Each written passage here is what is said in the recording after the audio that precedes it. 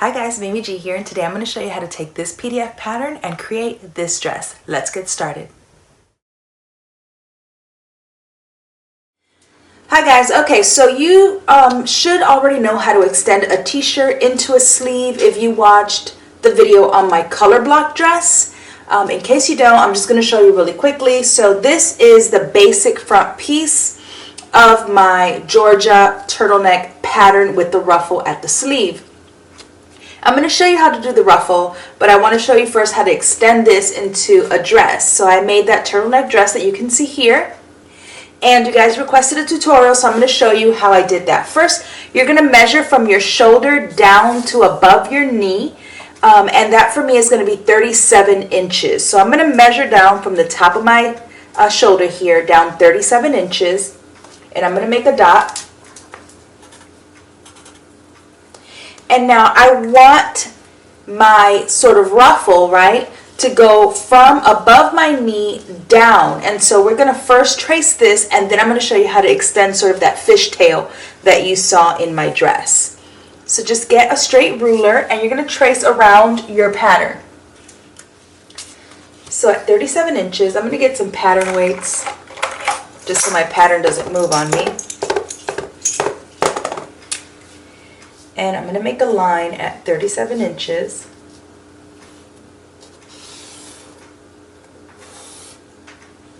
I'm going to remove this. And now I showed you last time how to extend and create a hip curve. So if you don't know how to do that, go back and watch that video. If you already know how to do it, this makes it even easier because I made sure that my turtleneck pattern was long. It was long enough that it started the hip curve. So this is already your hip. So what we're going to do is we're going to just take it down. So I'm going to make a straight line.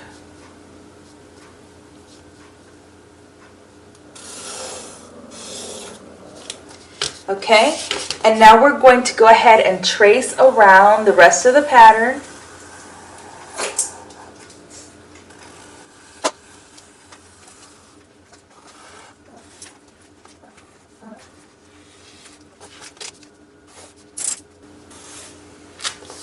Okay, and now I want to peg this because I want it to snap to my knees, right? I want it to be nice and tight so that my flare is a bit more dramatic. So I'm going to measure in 1.25 inches, and I'm going to go from where the hip ends on the shirt to this dot.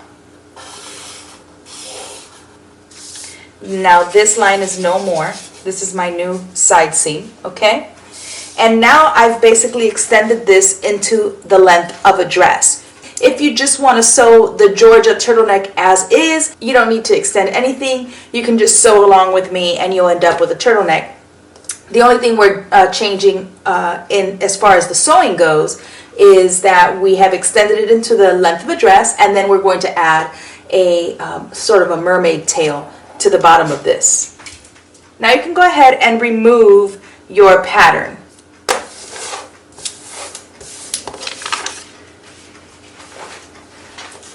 Okay, so I'm going to label this front so that I know, and I'm going to mark fold because this is cut on the fold, okay? And then if you had any notches, make sure that you always transfer that. So now we're going to move down to the bottom of this to create our mermaid. Okay, so now we're going to be working with the bottom portion of the dress. So I want to create the mermaid tail, but I don't want to attach it to my dress. I'm going to create it so that I can cut this entire piece on the fold without having to have a seam here. So we're going to start, like I said, at the hem, and we're going to extend. So you need to know where you want the bottom of your mermaid tail to hit. So for me, I want it to be mid-calf. So I've measured from the top of my shoulder all the way down to my mid-calf, and whatever that distance is from this point, right, down, that's what I'm adding. So for me, I want the total measurement to be 48 inches. So that's going to fall at 48 inches if I extend here. So I'm going to go ahead and add my measurement. And so here's the difference in how you want your mermaid. So you can do it very subtle, where it's just a small flare, Or you could do it so it's more dramatic, and I want a more dramatic mermaid tail, so I'm going to angle it a bit more. And I know that the distance from my shoulder to my hem here is 37 inches, and I want a total of 48 inches. So I'm going to go ahead and measure that out. So I'm going to measure down 11 inches. And here I'm going to measure straight down 11 inches.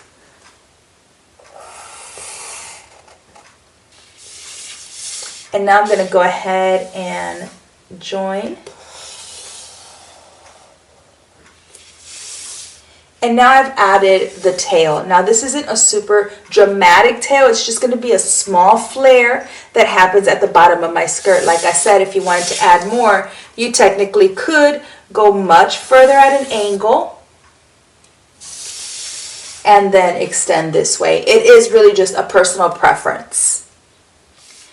So I've made the option for both. I've shown you can extend it much further, or you could do a less dramatic mermaid tail. It really is up to you. Just make sure that whatever this distance is, for example, if this is 11 inches, this has to be 11 inches as well. Now I'm going to show you how to lay your top pattern piece over this and just trace the entire dress. Okay, so I have a new piece of paper. I have my dress that we've already done and cut out, the front. And now I've grabbed my back pattern piece, and so I'm just going to show you how to lay it over the top and then trace the entire thing so you don't have to do everything all over again. So I'm just going to lay my back pattern piece on top. I'm going to make sure that the underarm seams are matching, right, because that's important. That's where I want to be. And then I'm going to go ahead and make sure that my center front is flushed against my dress. I'm going to use my pattern weights to hold that in place. And I'm literally just going to fold in the inside so that the only thing I see is the top portion of my back pattern piece. I'm just going to fold and hide the front, because we need this part, right, of the back of the dress to be exact as the pattern, but then we can just trace off the bottom portion of the dress so that we don't have to redo all the measuring. So you're just going to do the same thing. You're just going to trace around, and of course be more precise than I am.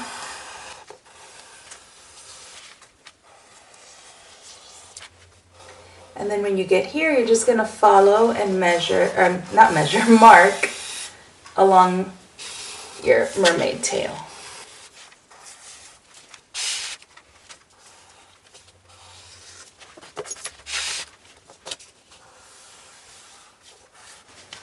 Okay. Now you can go ahead and remove your pattern pieces.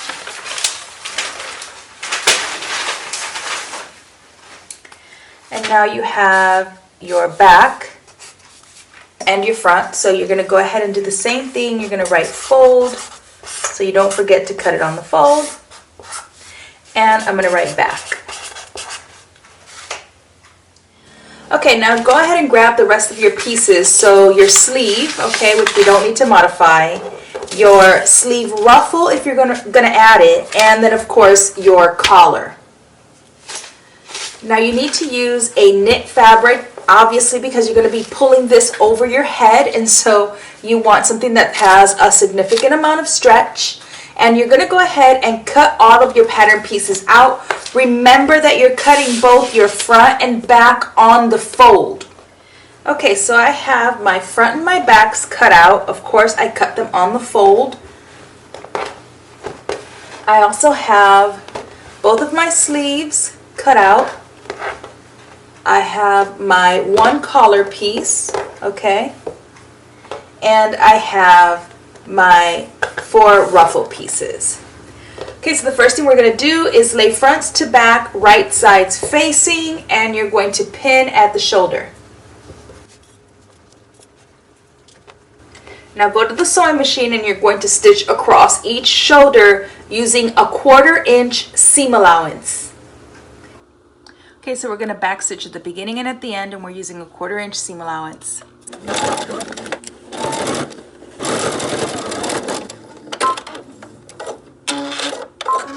You're going to do your other shoulder the same way. Okay, once your shoulders are sewn, go ahead and give them a good press. We're going to go ahead and do our ruffle so that we can attach it to our dress. So go ahead and grab 2 of your pieces for your ruffle. And with right sides facing, we're going to just stitch using a 1/4 inch across the top.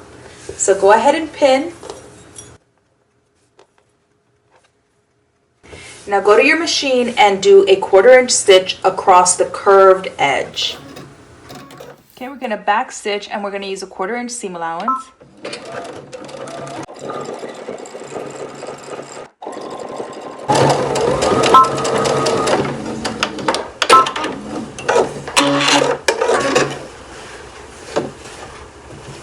You're going to do your other ruffle the same way. Turn it right side out and give it a good press. Now that you've sewn both of your ruffles, turn them right side out and giving them a good press. Go ahead and do 2 rows of basting stitches across the bottom so that we can pull our threads and create our ruffle.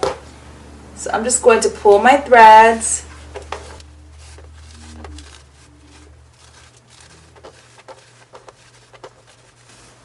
Okay, now I'm going to grab my dress.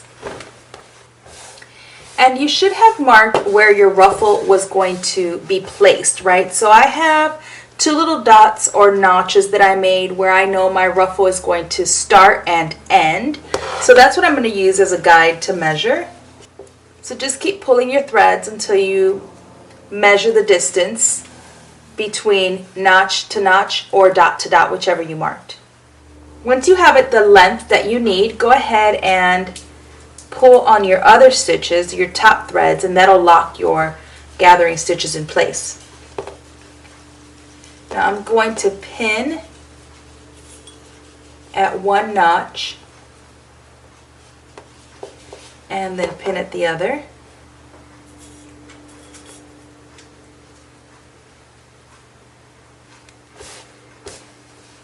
I'm going to pin in the middle.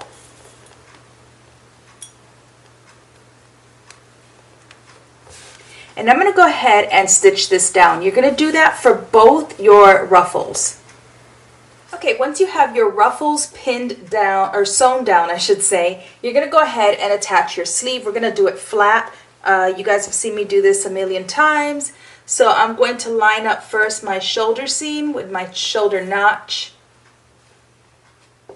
And then the back notch to the back notch and the front notch to the front notch.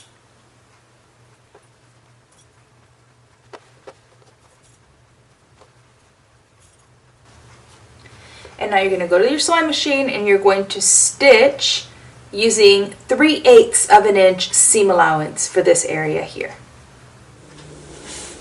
Okay, you're going to back stitch at the beginning and at the end.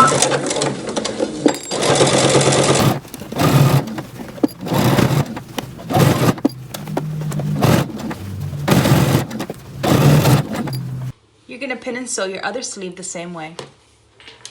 So we're going to turn this to the wrong side. And you're going to pin the entire sleeve under the arm and then all the way down your side seam.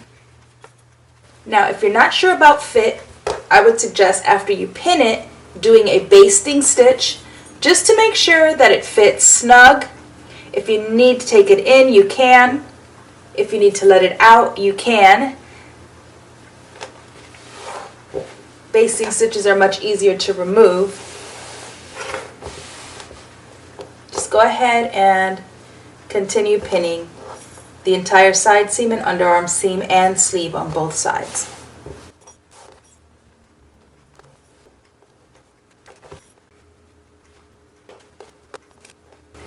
Okay, once you have your entire sleeve and side seam pinned, go ahead and sew in one continuous stitch using a 1/4 inch seam allowance. After trying mine on, I think I'm going to take a 1/2 inch seam allowance because it was a little bit loose. So that's why you're going to see me using a 1/2 inch seam allowance versus the 1/4 inch. Make sure to back stitch at the beginning and at the end.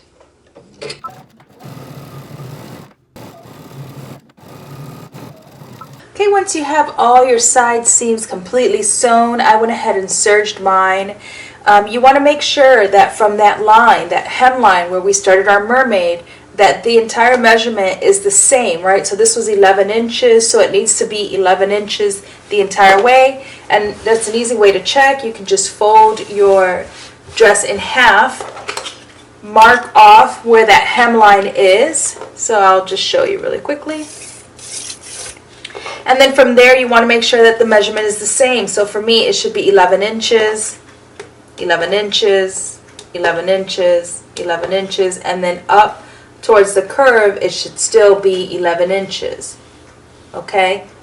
So just double check for that and make any adjustments that you need to. Now you can go ahead, turn your dress right side out, press your seams, and we're going to attach our collar. Okay, now we're going to take our collar, and I want you to fold it in half, and we're going to pin and sew along this curved edge.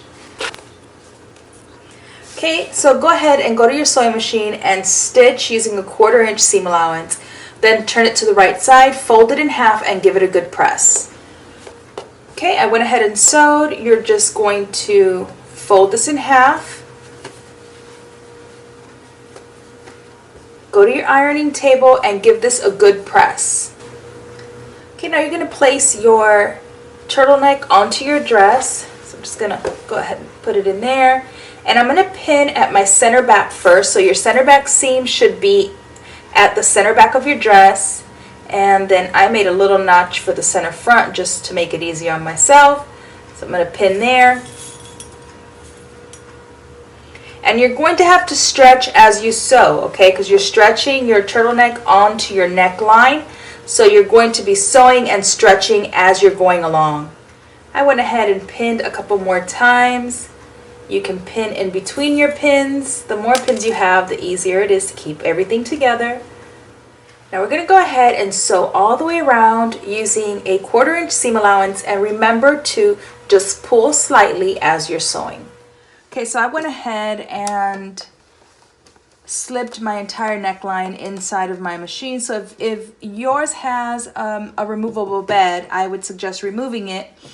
And then starting at the center back, we're going to back stitch at the beginning and at the end. And just pull slightly between your pins.